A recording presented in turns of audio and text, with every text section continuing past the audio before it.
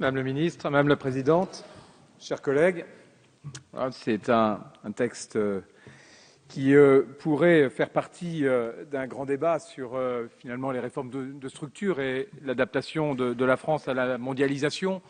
On parle des métropoles, plusieurs d'entre vous l'ont dit, les métropoles sont un élément pivot dans la nouvelle réorganisation de nos territoires, dans un cadre global qui, on le voit tous les jours, bouleverse les schémas établis et bouleverse les organisations telles qu'on les a imaginées il y a plusieurs dizaines, voire centaines d'années.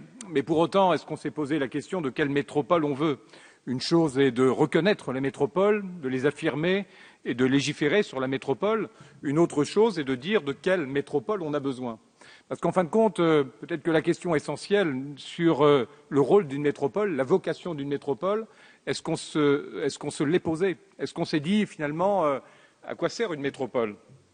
Et je vous rappelle que dans un pays comme le nôtre, le rôle d'une métropole n'est pas forcément le même de celle que vous constatez les uns et les autres aux quatre coins du monde. Métropole dans une vieille économie comme celle de la France n'est pas la même métropole que celle d'une économie émergente, comme le Brésil, comme la Chine ou comme l'Inde.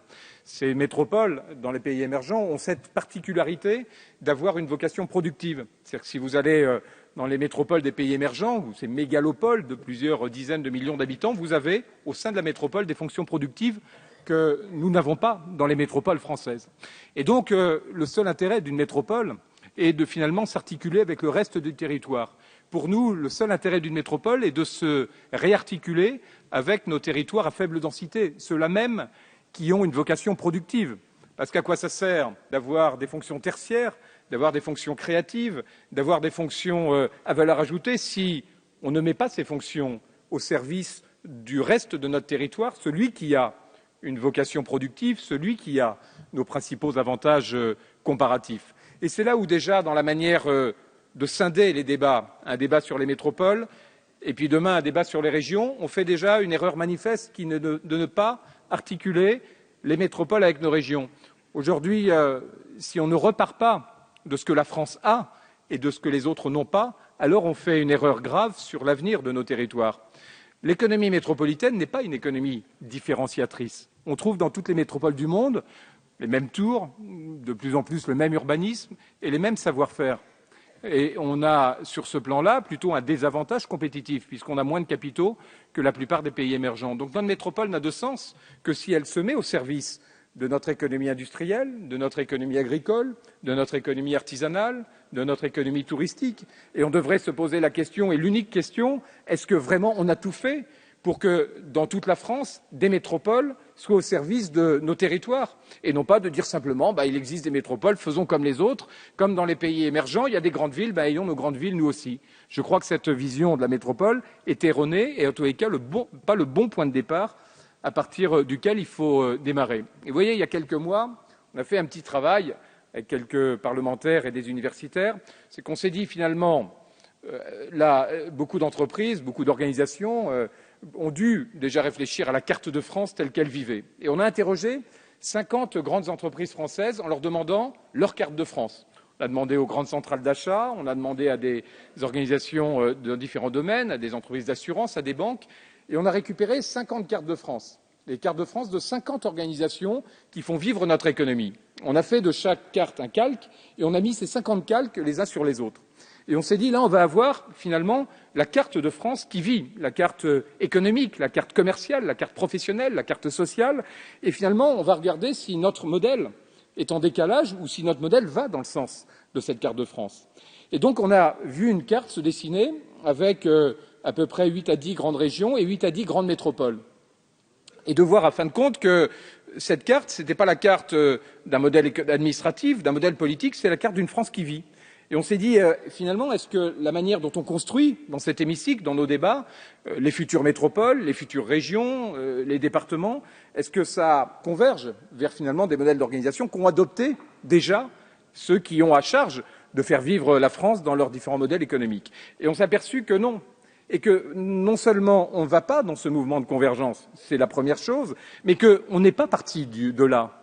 On est parti sur la simplification, on est parti sur le fait de reconnaître les métropoles, on part sur la rationalisation, mais on ne part pas sur le terrain de rencontre entre finalement une France telle qu'elle vit, telle qu'elle appelle à se développer, et une France telle que ici, on l'imagine, telle que vous l'imaginez administrativement. Et à mon avis, c'est la grande erreur de cette approche, c'est qu'on n'a pas une approche d'aménagement du territoire dans une vision future, on a une approche qui est subie, une approche qui est technocratique, une approche qui est administrative, voire une approche qui est corporatiste, et on n'a pas une approche de développement de l'aménagement du territoire. Si on avait cette approche, on aurait de fait une France qui se dessinerait extrêmement logiquement.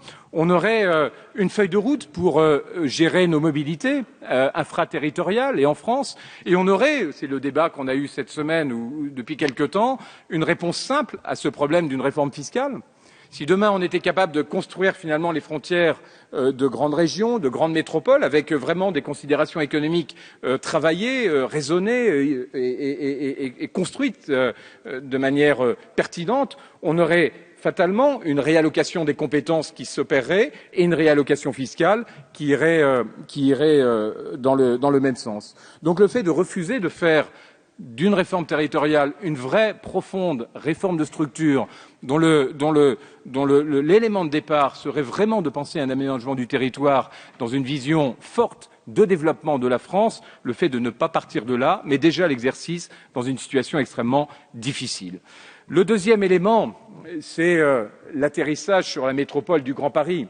Vous voyez, je crois que, en étant maire d'une ville, ce qui aujourd'hui stimule l'engagement politique, c'est d'avoir des leviers, c'est de pouvoir, dans nos villes respectives, qui ont des configurations différentes, des histoires différentes et des projets différents, certes travailler dans une perspective de mise en cohérence, mais avoir des leviers. C'est ce qui, moi, m'a motivé quand je me suis présenté à une élection, c'est de dire, en étant candidat à la mairie d'une ville, j'ai les moyens de développer un projet. Aujourd'hui, qu'est-ce qui va rester finalement du rôle du maire ? Pas grand-chose, mais tous les pouvoirs structurants vont disparaître, pouvoir d'action sur l'urbanisme, sur le logement, sur les opérations d'aménagement, tous ces pouvoirs vont disparaître. Tous ces pouvoirs vont nous échapper en 2016. Et on va se présenter demain dans des élections en essayant d'expliquer à nos électeurs que finalement le maire qu'ils vont élire en 2014 ne sera plus le maire avec les pouvoirs tels qu'ils s'imaginent tels qu'on les a encore. Et je crois, écoutez, sortez un peu de ce débat assez basique. Écoutez, Monsieur Le Guen, vous m'offrez une opportunité extrêmement intéressante. Vous râlez, vous pestiférez sur le logement, en disant à lui combien on a, quel pourcentage de logements. Alors, Mes chers collègues, on se calme. Seul M. Fromentin a la parole. Si vous voulez, c'est extrêmement facile. C'est extrêmement facile de ramener toujours à une situation personnelle, à une situation locale, le débat. C'est finalement l'argument de ceux qui n'ont pas grand-chose à dire. Vous n'avez pas grand-chose à dire, alors vous pestiférez dans le débat en ramenant ça à la situation de Neuilly. C'est un argument petit, c'est un petit argument, Monsieur Le Guen. C'est un tout petit argument. Seul Monsieur Fromentin a la parole. Et il montre à quel point vous avez une ambition pour cette métropole. C'est l'ambition de la ramener comme ça à quelques sujets locaux. Les Hauts-de-Seine, Neuilly, quelques scories assez simplistes. Et c'est ça qui m'inquiète le plus, Madame le Ministre. Je disais tout à l'heure qu'une vision métropolitaine devait être une vision, un projet d'aménagement du territoire. Vous êtes là, Monsieur Le Guen, pour régler des comptes. Voilà, c'est ça votre ambition. Très bien. Donc, seul Monsieur Fromentin a la parole. Merci. Une opportunité extraordinaire de dire à la tribune, justement, cette espèce de vision étriquée, petite, réductrice que vous avez de la métropole. Ben moi, c'est justement, Monsieur Le Guen et chers collègues, la métropole dont je ne veux pas. Cette toute petite métropole qui est incohérente puisqu'elle n'a finalement qu'une partie des compétences, qu'elle est inspirée par des combats qui est celui que vous inspire ce genre de remarques. Moi, voilà, ce n'est pas le projet que j'imaginais, ce n'est pas le projet que les Français attendent, ce n'est pas le projet que donne justement la popularité qui vous reste dans les sondages d'opinion. Si vous aviez une certaine idée de la France, une certaine idée de la réforme des territoires, une certaine idée de ce qu'est une métropole, et je vous invite à vous balader un peu ailleurs qu'en France pour voir qu'est-ce que sont les métropoles qui marchent. Vous verrez, Monsieur Le Guen, que ce n'est pas la métropole que vous êtes en train de dessiner et de défendre. Celle que vous voulez, c'est probablement celle qui vous mettra un jour président de la métropole du Grand Paris, c'est votre objectif, dont acte. En tous les cas, c'est pas cette métropole qui méritait une certaine hauteur, qui méritait un projet politique. Encore une fois, regardez comment la mondialisation opère, regardez les dégâts que ça fait sur nos territoires, regardez la compétitivité de la France, regardez notre classement, regardez le désamour des Français pour la politique. Et demain, ils auront un maire, que ce soit à Neuilly ou ailleurs, à qui on pourra dire, quand les gens se plaindront, « Ah, allez voir la métropole du Grand Paris, il y a 6 millions d'habitants, il y a un président du Conseil métropolitain qui va être complètement déresponsabilisé, et on en fera une chose qui sera malheureusement, qui continuera à dégrader la vision politique, c'est qu'on aura perdu le sens de la subsidiarité qu'évoquait tout à l'heure Patrick Devedjian, qui est dans les gènes, qui est dans la base de notre culture politique, c'est de prendre la responsabilité à un niveau où elle est reconnue, où elle est assumée, où elle est développée, où elle permet de mener des projets. Vous faites l'inverse, vous construisez très haut pour prendre le pouvoir. Vous aurez le pouvoir, mais vous perdrez la confiance des Français. Le groupe UDI et Michel Piron avaient évoqué dans sa première intervention. Le groupe UDI votera contre ce texte. Merci.